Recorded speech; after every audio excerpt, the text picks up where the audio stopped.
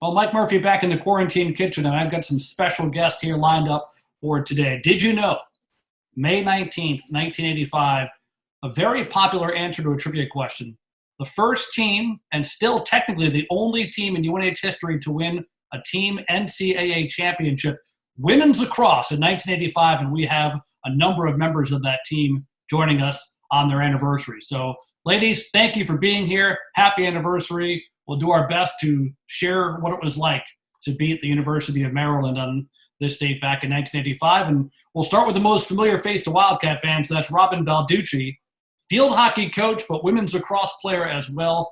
So, Coach, we'll start with you. And I promise I won't keep calling you Coach because everyone will answer at once, I think. But Robin, you have the unbelievable picture in the background. Can you bring us up to speed what year you were in 1985, what position you played, and then what you do now, and then we'll go around the horn.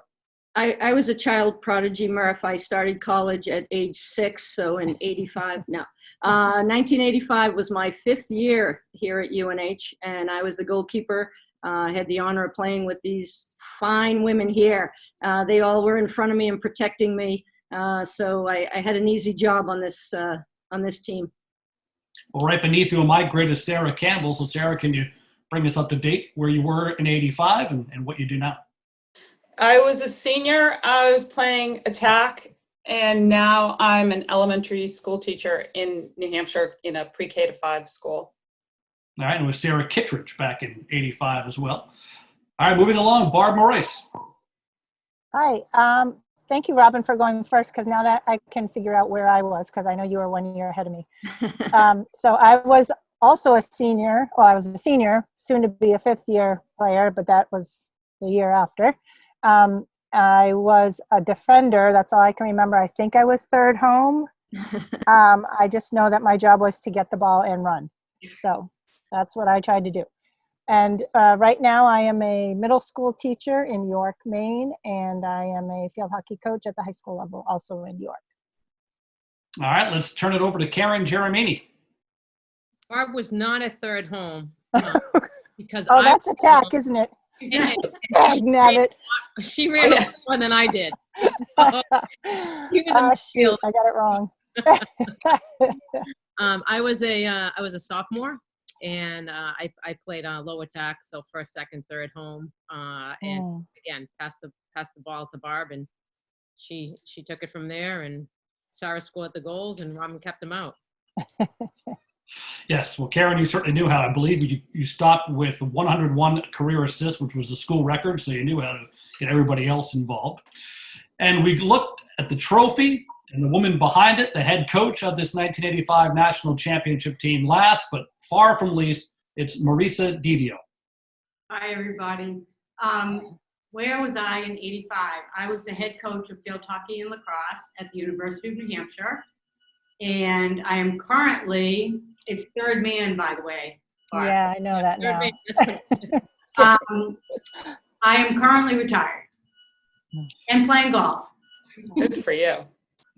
So I have to go back to Marisa right away because I read a story at your 25th anniversary of winning the championship, and I think it was Barb who was quoted saying that you convinced a lot of these players, who were also field hockey players clearly, and great ones, to give lacrosse a try. Like, what was the culture of lacrosse in the mid-1980s, and how much was there of bringing athletes from a different sport to play? Yeah, that's a great question. Lacrosse regionally was mostly played in the private schools. So we had just an incredible group of athletes. There were like a handful, and Sarah would probably know better, but there were a handful of lacrosse players that had played lacrosse in high school. And they probably started in high school. I don't think there was very much developmental lacrosse going on at the time. In the public schools, in our region of the country, there was no lacrosse in the high schools, and there was definitely no developmental programs. So many of the athletes that were a part of that team, they were very versatile.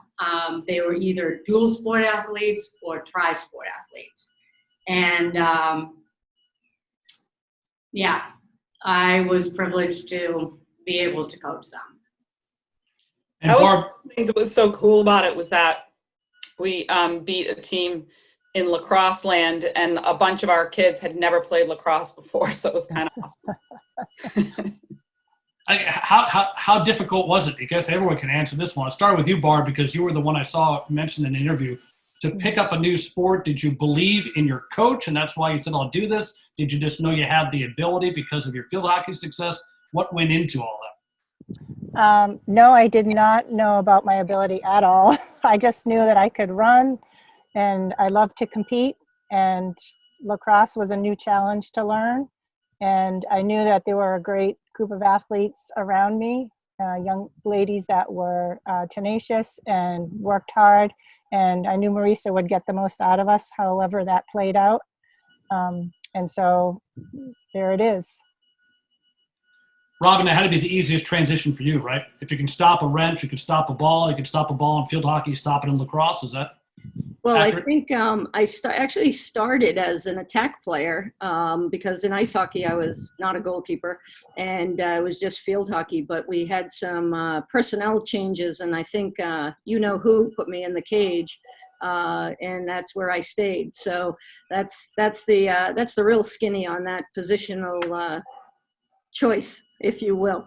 But yeah, I mean, I think mine's probably an easier transition than these guys. It's just had to stop a ball and be able to throw it fairly accurately.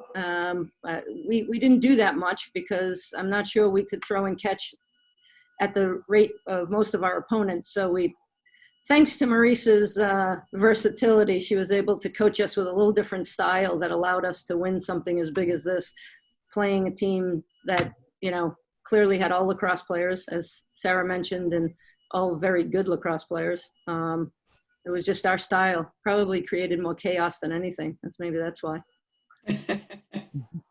So, Marisa, going back, I guess, was the stage set in the 1984 season? Did you realize this group had a chance to be special? Because it is a Cinderella story, and we'll get into more of the specifics, but when did you realize you had a pretty special group and a chance to make history?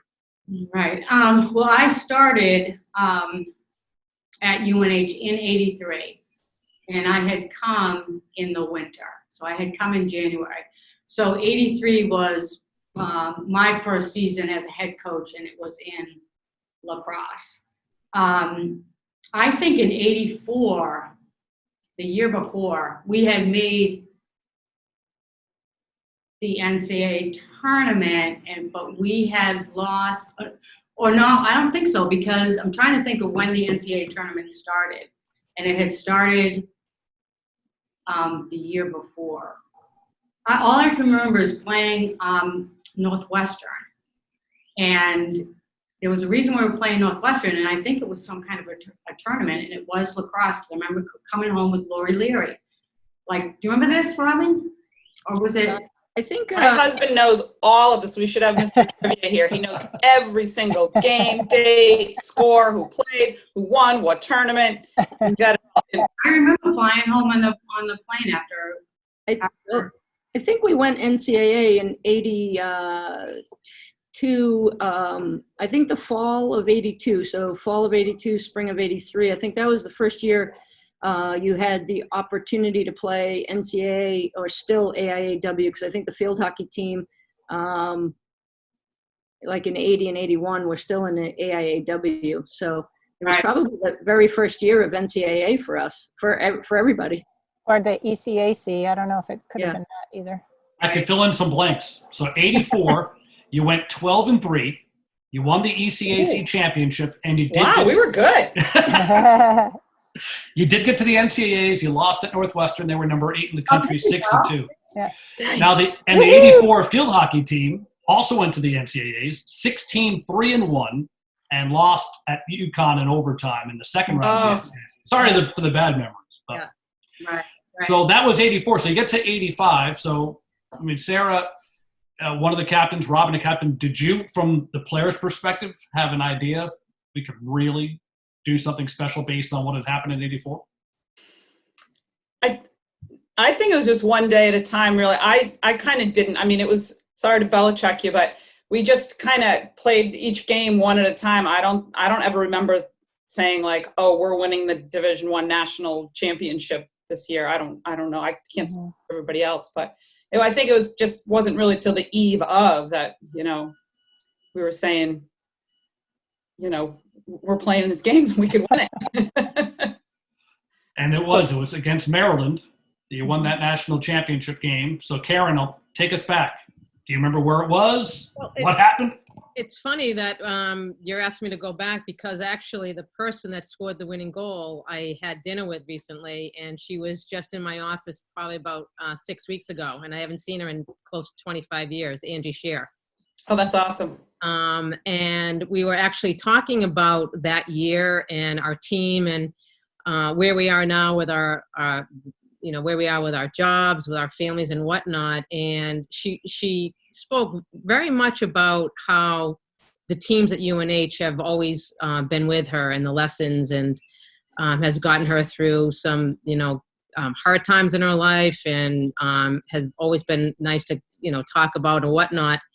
And she's now, I believe, working in sports psychology with some college teams. And she asked me the question, why do you think we were so good? And, I think being a former athletic director myself and coach, and looking at some of the teams that I've either had to evaluate or manage or whatnot, it's that to Sarah's point, we did take kind of one day at a time, and we didn't have an ego about us. And, we were a non-scholarship program as well. So we really weren't expected to really do well. Like, we weren't supposed to be Penn State. We weren't supposed to be Temple. We weren't supposed to be Maryland.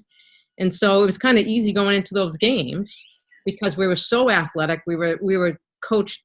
We were by far had the best coach when it came to looking at different styles, right? I mean, she, to Sarah's point in the Belichick, she knew who she had for players, and she formulated her teams that way. So we show up in 1985 and we're beating everybody. Next thing you know, we're in the finals. And we just went out and played with no pressure on us because we weren't supposed to win. And we played exactly the way we were supposed to play. And then you have Angie scoring the winning goal, and all of us did our jobs. And there it is. And the thing that made us so good is that,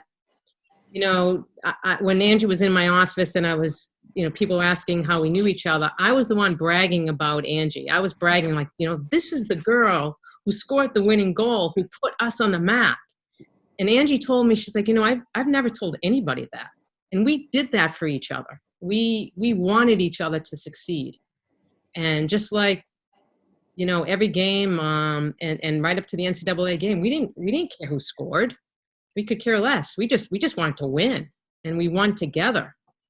So. An interesting tidbit about that matchup, I think I'd be remiss if I didn't talk about this, because this was really a thorn in my side the eve of, as Sarah's talking. We played Maryland in the preseason, and we got crushed. Mm-hmm. It was 16-9, and the only reason we were 9 is because I think they put the JV squad in. They were just pummeling us, and here we were pregame, to Sarah's point, the eve, and it's like, oh boy, maybe that's a little bit of a goalkeeper's perspective. Maybe I was a little more worried about it than they were, but I just can remember that being like, there's no way this game is going down anything like that first one against these guys. And obviously it was such a low scoring game that, we did some things well. So I think it bears mentioning that the semifinal game deserves some recognition, because Temple was the defending national champions. You're in Philadelphia, and they were undefeated, including a win against UNH during the season. So, Marisa, I'll start with you this time. Can you recall from that semifinal game? That was a good one. Yeah.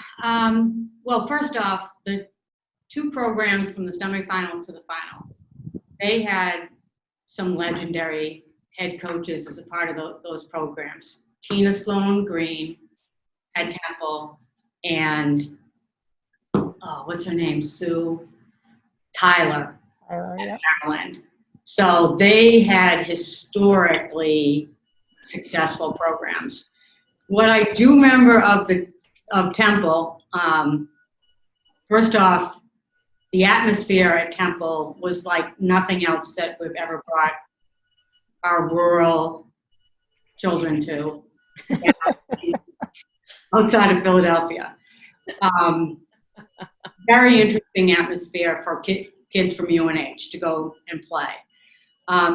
That being said, I remember how Temple utilized their athleticism when we had played them the first time.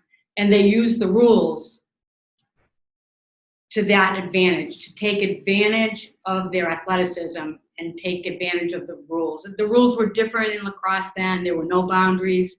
So first player to the ball, closest to the ball, when the official blew the whistle, it was going to be in their possession. And I distinctly remember from that game the ability to match up that strategy, and with the athleticism of our kids, the speed of Mary Rogers and Heather Reynolds, she's Heather Crutchfield right now, Barb. We had Sandy. Roscoe. Roscoe. Yeah, just incredible speed from the defense through the midfield, and that carried into the attack. We were able to gain a lot more possessions the second time around, and the kids did it. They came out on top. Not that you're kidding. Wasn't it? Wasn't it like 7-3 or something? I don't remember. I remember that score. It was 7-3 because we beat them.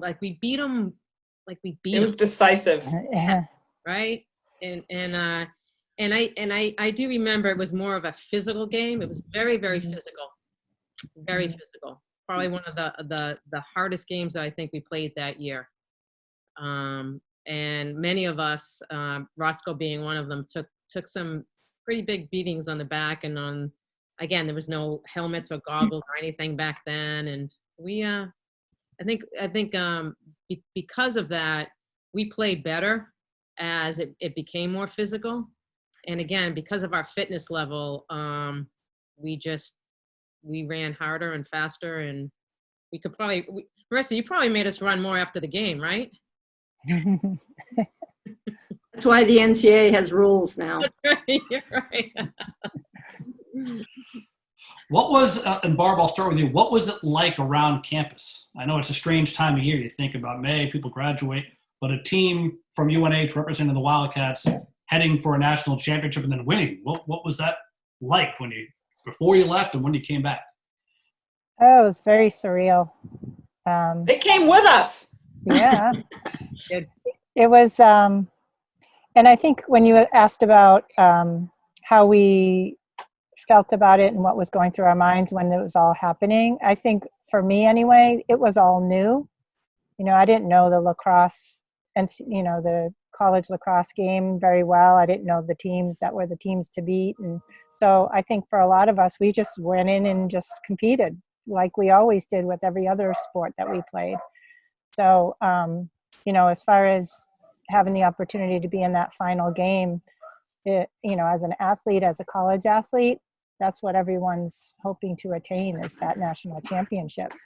And it was kind of strange because my sport wasn't lacrosse, it was field hockey, but we had this opportunity in front of us as lacrosse players to do something that, every college athlete would love to do. So I was just honored to be part of the group. The fans were amazing. We had fans go to Temple, like a lot of fans go to Temple. Do you guys remember that? Mm-hmm. And they were very vocal in the stands. And Sarah's husband now. Yeah. A lot of them went to Maryland, a lot. Didn't we have one of our fans, like their car got broken into at Temple or something like that? Like, we had so many incredible fans. It was nuts. It's true. And I'm just going to say this because looking back, it's been 35 years. It's going into its fourth decade pretty soon. And, for a lot of us in those 35 years, there are points where, life has caught up to us. And you can go back to, you don't win championships without leadership, number one. Number two is without like initiatives. And we have people that were with us then that aren't with us now. Gail Bicklestone, our athletic director, followed us and basically allowed for this opportunity to even happen. Her relationship with Gordon Hayland, he's not with us anymore. He was the president at that time. And Sarah is absolutely right. These parents and some of the friends of these athletes, and a lot of them aren't with us anymore. It's just unbelievable. But they were all down there with their UNH painters hats. They made their way wherever we were going, however they had to get there, through whatever bullets that they had to duck. They got there. It's pretty incredible, and we miss all those people very much. Robin, you have a daily reminder when you're at work of what your team did in 1985. How often are you looking at that sign on the scoreboard at Memorial Field and remembering what everyone's talking about today? Well, I will say it is kind of I don't know if I would have to say I'm really superstitious, but I will say that to this day, since I come back to UNH and coaching, every national anthem, that's all I focus on. That's the one thing that I look at, and that's it. In terms of where my focus is pregame. So I'm very honored to be able to be on that field. I mean, it's a special place, and it's brings back a lot of great memories. And I think it's good often to remind our athletes what came before them. So I love the fact that that's up on the field, and as they're, on their quest to whatever successes they're hoping for, that they remember. One thing Marisa always taught us: remember where you came from. And so that's that's how we approach it. It's a pretty special thing, that field. It's there's none like it in the country. I mean, to have a field in the middle of campus just doesn't happen. And I always say that now, obviously being predominantly the field hockey field, but that's a pretty special place. And to have that sign representing all of us every day being in the forefront of this campus is pretty awesome. Speaking not of forefront, but background, I think it's time to tell the story of the picture that's behind you that everyone's looking at. Yeah, that's Memorial Field with grass. Everyone can see the hill. The hill still exists. The parking is very different.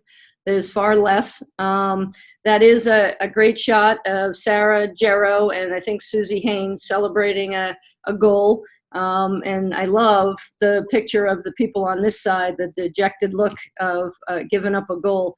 But this is the center of campus. You can see I think that's Nesmith behind us, that building. And there's this really ages us. This wasn't even in this time. The VW Bug there, the bus there going up Main Street. So pretty wild stuff. I asked Murph, I said, Murph, you got to help me for this interview. I said, I got to find a picture. I've got tons of turf pictures of Memorial Field, but trying to find a grass picture was a struggle. And we found this one, and how appropriate is that? It's cool. Vintage. So Karen, I'll start this one with you. Winning the national championship 35 years ago, how did it, and this question will go for everybody, so be ready. How did it change your life? Because it has to. Well, the UNH, first of all, has, I don't think my family realized how much it was going to hold a special place in our family and in our life. My sister followed in my footsteps and went to UNH, and then my niece, Christina, went to UNH, and then my nephew, Anthony, graduated last year. So, Yep. So, and who knows who's going to happen after that. So all the memories, not only from the championship, but all the years of going up and down 95 from my parents and the sidelines and all of our relationships with the different families. We never it never gets old to talk about them. Never. And as far as this, the championship and really any really athletic, any game that we had there, there's tough things that happen, work right now, obviously life is very difficult. And my sister and I have this saying, and I say it to my staff, I say it to my niece, my nephew, and we've played in bigger games than that. So anytime that there's something that's in front of us, my response is like, oh, come on, you've played in bigger games than that. And I always go back to some game or some type of workout or something I had at UNH. And I kid you not. And obviously many of us are dealing with what we're dealing with today. And you know, I was complaining about something about this project I couldn't figure out. And sure enough, my sister Laurie said, oh, come on, you've played in much, much bigger games than this. So it never goes away. I mean, 35 years, it could be 3 hours ago for all I know. Well, Barb, you certainly played in bigger games. You went to the Olympics, so that's one thing. But what did the 85 championship mean? It was just another game. My whole experience at UNH meant a lot to me. It just, some of the connections and the teammates that I was able to play with and go through life with. And then, of course, Marisa, too, and her leadership and guidance. She was really the one that got me to head in the direction of playing, you know, after college at the Olympic level. So Marisa mentioned leadership with what got us to where we got to with the national championship. Her leadership really was an integral part in where we were able to get to with that magical game and that magical season. And I just think back to that time, and it was just special. It was unique. As an athlete, you meet players here and there and you have your experiences, but that group at UNH was just special. Sarah, your turn to reflect. It was such a great group. I think that my theory is the reason that we won, one of the reasons that we won, of course, that we had all the ingredients, and there are so many ingredients, was that it sounds so cliche, but we were such a team. I've been on so many teams, and I'm sure all you guys have too. And it was the only team I'd ever been on that just felt like it was so cohesive from one end to the other throughout everything. And I just think that, you know, you play against people with talent, with good coaching and everything else, but one of our edges was that we were just such a team of people. I don't know if it really changed my life besides having it as a incredible accomplishment, but I had never played sports at that level. I played in high school, but it was a prep school. I dabble a little bit in college. So for me, it was really cool to take it up several notches to the level of play that we had at UNH. Robin, we'll move to you. Well, I think, you know, Marisa mentioned it a little bit earlier, that the Gail Bigglestones of the world, our athletic director, made it a very special event. You know, not that it just was a different time, right? And so, like today, if a team were going to a national championship, there'd be 300, you know, thousands of alumni that want to tag along and want tickets and want to be there and whatever. And, you know, our athletic director really did support the women at UNH. We were separate departments at that time. And, you know, to have us traveling in style, you know, where we were staying, what was going on. The university, they did a parade when we came back, and, you know, from the airport and all of that. And not that that wouldn't happen today, but we've got to remember the time we were in. You know, it was just very different. And, you know, women's athletics were very different at that time. As far as, you know, for the longest time, I couldn't remember what the score was. I knew it was a 1-goal game. I knew that. I probably would have been pressed to know who scored the final goal.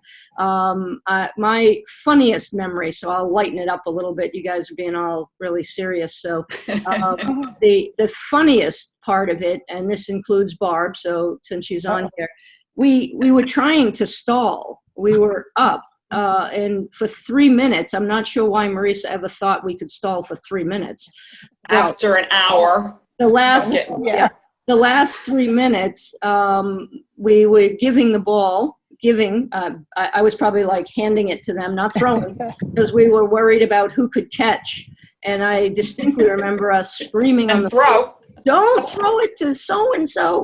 And then like Barb racing down the middle of the field like a $190 with the ball in her cradle, gets to the goal, fires it.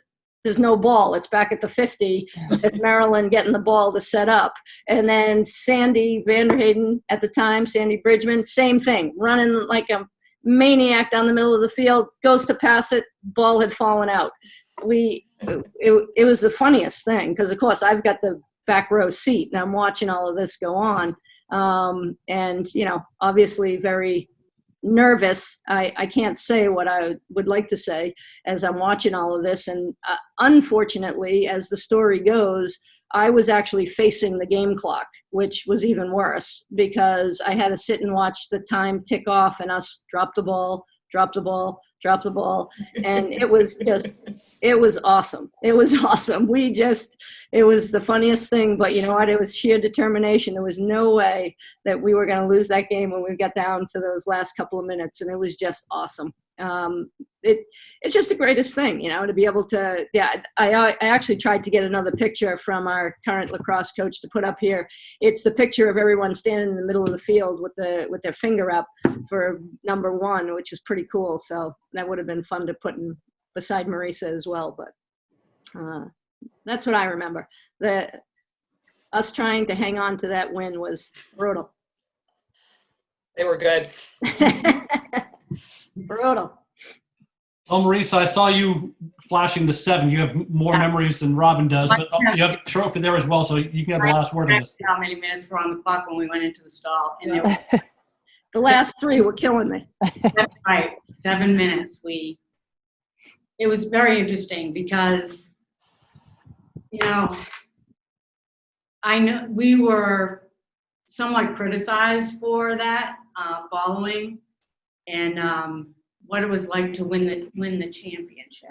Yeah, I mean, it was how it changed your life. Robin had told her funny story about holding the ball for so long, and you were correcting her.